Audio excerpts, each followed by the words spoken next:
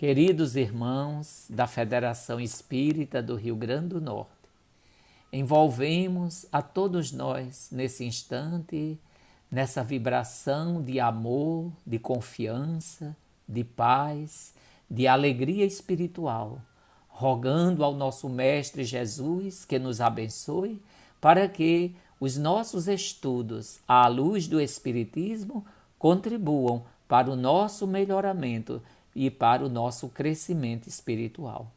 Vamos fazer algumas reflexões em torno da temática da caridade. Allan Kardec, o codificador da doutrina espírita, no discurso realizado na Sociedade Parisiense de Estudos Espíritas, de 1º de novembro de 1868, afirmou: a caridade é a alma do Espiritismo. Ela resume todos os deveres do homem para consigo mesmo e para com os seus semelhantes. Eis porque se pode dizer que não há verdadeiro espírita sem caridade. A base doutrinária da doutrina espírita nos situa diante de uma doutrina profundamente vinculada aos sentimentos elevados de justiça, amor e caridade. Como entender então a caridade? Kardec indaga aos espíritos qual o verdadeiro sentido da palavra caridade, como a entende Jesus. E eles disseram: benevolência para com todos, perdão das ofensas e indulgência para com as imperfeições alheias. Ressalta Kardec no seu comentário que a caridade abrange todas as nossas relações com o próximo. Então isso é muito importante porque indica que para a prática da caridade, seja ela moral, espiritual, material, não há uma hora definida. Todos os momentos da nossa vida podem ser momentos de exercício do bem, pois a prática da caridade é o amor em ação. Podemos então, meus queridos irmãos, perceber que a vivência da caridade, ela está em todas as culturas, em todos os lugares. Antes de Jesus, geralmente, a caridade era confundida com a esmola, a doação material. Então, Jesus é quem, de fato, ele assinala o exercício pleno da lei de amor e de caridade, para que nós todos que recebemos as suas orientações, nós possamos nos fortalecer. Observemos que com Jesus a caridade é sobretudo cristã e ela esteve sempre presente em toda a vida de Jesus, seu insuperável divulgador e expoente. As manifestações de Jesus, no convívio com os seus discípulos, no convívio com a multidão, todas as suas ações são plenas de amor, de caridade, quando ele ensina, quando ele instrui, quando ele aconselha, quando ele exemplifica, nós encontramos plena manifestação do sentimento maior do amor expresso na caridade. Após Jesus, nós vamos encontrar formas expoentes de manifestação da caridade entre os primeiros cristãos, a tal ponto que Paulo, o grande apóstolo dos gentios, nos fala na sua carta aos Coríntios, situando a caridade como a mais excelente de todas as virtudes. Meus queridos irmãos, essas mensagens luminosas que estão inseridas no Evangelho segundo o Espiritismo nos ajudam muito a compreender que, com o Espiritismo, o sentido da caridade é retomado. O sentido crístico da caridade é retomado com a doutrina espírita, que nos diz que a caridade pode se expressar através de todas as formas de fraternidade para com o próximo. Formas essas que atendam tanto o homem-corpo quanto o homem-espírito. O que é a caridade sob a ótica espírita? É a fonte de todas as virtudes, como bem diz o Livro dos Espíritos. é a mais meritória de todas as virtudes. É a virtude contrária ao egoísmo. É a essência da perfeição. É conjuntamente com o amor o complemento da lei de justiça. É a virtude, filha do amor. Encontramos então, meus queridos irmãos, diversas dimensões da caridade. A caridade para consigo mesmo, a caridade para com o próximo, a caridade para com a doutrina espírita. Para consigo mesmo é o exercício do autoconhecimento em nós, onde procuramos identificar os nossos valores, os nossos sentimentos, as nossas qualidades, as nossas imperfeições, para agirmos sobre nós mesmos, nos burilarmos, nos transformarmos, entendendo que o conhecimento de si mesmo é a chave do progresso moral. Autoconhecimento, transformação interior. Daí Allan Kardec nos coloca no Evangelho segundo o Espiritismo que o verdadeiro homem de bem é o que cumpre a lei de justiça, amor e caridade na sua maior pureza. Caridade para com o próximo é o que nós encontramos na parábola universal, denominada a parábola do bom samaritano. Qual desses três te parece ter sido o próximo daquele que caiu em poder dos ladrões? Aquele que exerceu a caridade, aquele que teve compaixão dele. A compaixão é um dos elementos da caridade, do amor. Para com o próximo, meus queridos irmãos, é o exercício da benevolência, é o exercício do perdão, é o exercício da indulgência perante as faltas dos outros, entendendo que não é só o outro que precisa de caridade, nós também necessitamos da caridade do outro. Por isso, se é caridoso em todas as relações que nós estabelecemos com o nosso próximo, com o nosso semelhante, conforme nos diz a questão 886 de O Livro dos Espíritos. Instruir os ignorantes, moralizar os viciados, ser brando e pacífico, ser benevolente, são expressões da caridade no convívio com o nosso próximo, mais próximo, no nosso lar, no nosso ambiente de trabalho, na casa espírita, nos espaços sociais onde desenvolvemos as nossas diversas ações.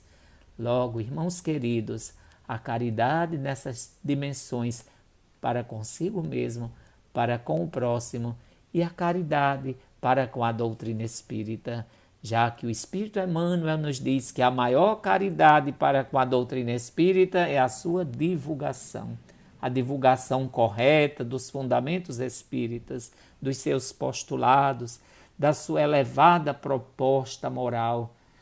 O Espiritismo, meus queridos irmãos, é o consolador prometido por Jesus. Por isso, os elementos da verdadeira caridade estarão sempre presentes nas ações daquele que se dedica ao bem. Benevolência, indulgência, abnegação e devotamento.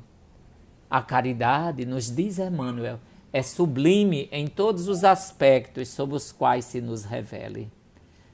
É sublime em todos os aspectos. Não esqueçamos, nos diz o benfeitor espiritual, assim as doações de nossa esfera íntima, ou seja, de nós mesmos, o que estamos dando, o que é que estamos doando. Não devemos esquecer as nossas doações internas, não apenas as doações materiais, mas os nossos sentimentos para com o nosso próximo. E o benfeitor Emmanuel nos recomenda indagarmos a nós mesmos: que temos de nós próprios para dar? Que espécie de emoção estamos comunicando aos outros? Que reações provocamos no próximo? Que distribuímos com os nossos companheiros de luta diária? Qual é o estoque dos nossos sentimentos? Que tipo de vibrações espalhamos?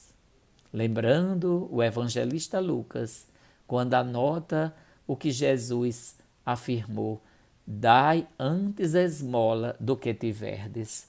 Ou seja, as nossas vibrações, os nossos sentimentos são esses constituintes da prática da caridade. Características da caridade sob a ótica espírita. Ela está ao alcance de toda a gente. Independe de qualquer crença particular. Não faz distinção de raças. Em todos os homens vê irmãos, desconhece latitudes.